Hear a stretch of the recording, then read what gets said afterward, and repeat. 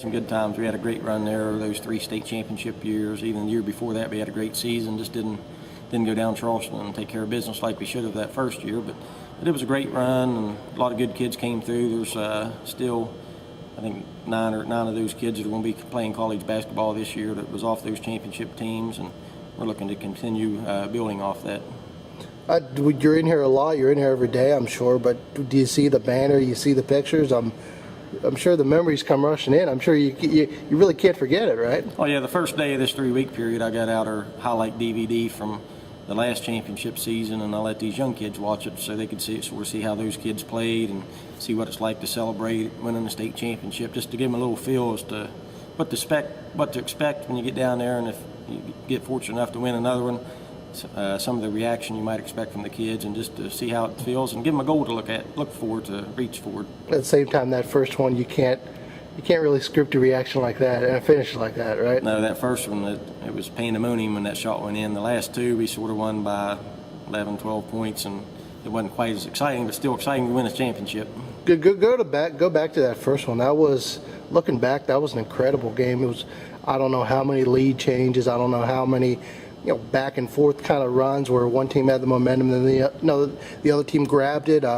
It just seemed like it was destined for that kind of ending one way or the other. It was one of those great games. A lot of people I talked to said that's one of the best girls' games they've ever seen. I've had some college coaches tell me that, and it just one of those games was back and forth. We'd get a lead, they'd get a lead, we'd get a lead, they'd get a lead. They hit a half-court shot at the end of the third, go up by 4. We come back and tie it and take the lead, and they come back and take the lead, and then it come down to the last shot there. We missed the first shot and got the rebound, kicked it out, and hit it at the buzzer to win. Just one of those things. It's like you can make a movie from that game. Oh, you could. And what about that last play? You watch it on YouTube. It's right there for everybody to see, and that easily couldn't have got into Jess's hands. And then to Mariah, there was that play on the backboard, and it took a weird. Yeah. I don't know who. You probably looked at it a million times. Who tipped that out? How did it get into Jessica's hands? One thing people don't realize that all 5 of our girls on the floor touched that ball in that last 9 seconds. Wow. Okay. All 5 of them had a hand or a grab or a pass or a rebound on that ball. How to get there? That was just one of those things. Those girls were relentless. They went after every loose ball, and then when you're constantly going after loose balls and hustling all the time, that can give you opportunities like that. And Jessica, she said she didn't want to have anything to do with it, but she gave it to Mariah, and it was, I guess, one of those deals where as soon as Mariah shot it, you had a feeling it looked good on the release. You seen as soon as Jessica released it, she started jumping up and down before Mariah even shot it. And you can see her bouncing up and down, then the shot goes in, then everybody's jumping. So you just kind of knew. Yeah. And that had to be an amazing feeling, and I guess it had to fuel you guys because you want it. You probably wouldn't win it in that fashion again, but you didn't want to feel the other feeling, right? Yeah, I mean, when you have one team win and one team lose, one side's going crazy and the other side's just in shock. And when you get a game like that, that's how it was. And when I was assistant boys coach, we had a similar situation, but we were down 1 and hit a shot at the buzzer. 99, right? Yeah. So that was our first 2 state championships in basketball up here, and they were both last-second shots. And what about the determination after that? The girls wanted it. I'm sure they wanted to experience that again. That was a group of girls who wasn't satisfied just winning 1.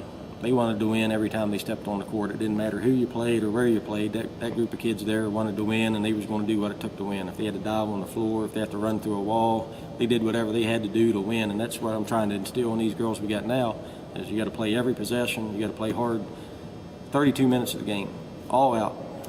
Well, where did that come from? I talked to Jessica when you were taking the photos here, and she said no one person taught them that. It was just a kind of a group effort where they played together for a long time, and I guess once they did play for a while and play together, they just, I guess, came to the realization that we got to do everything we want. We just want to win. That's pretty much all it is with them. That was just a rare group of girls that will probably never be matched again as far as their attitude.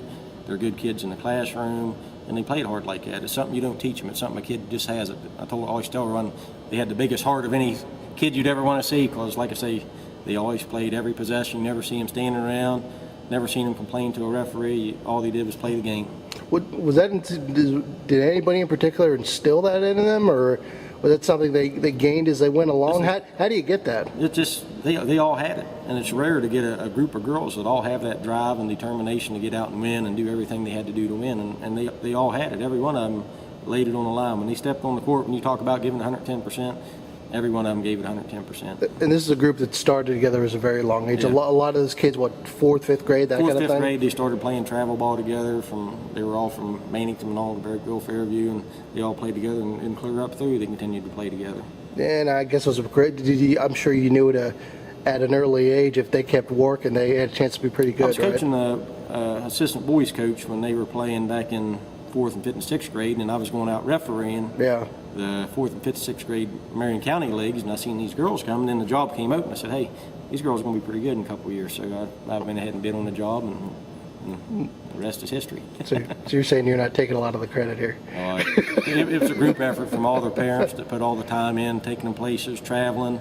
We took our team. We went to Florida, played in the tournament during the season. We went to New York, played in the tournament up there. We went to Columbus, and I mean, you got a group of girls like that are good kids that you can take them places and trust them to do the right things, and makes it a great experience for everybody. Was there a game or a moment that it clicked and you guys saw you were a state tournament type team?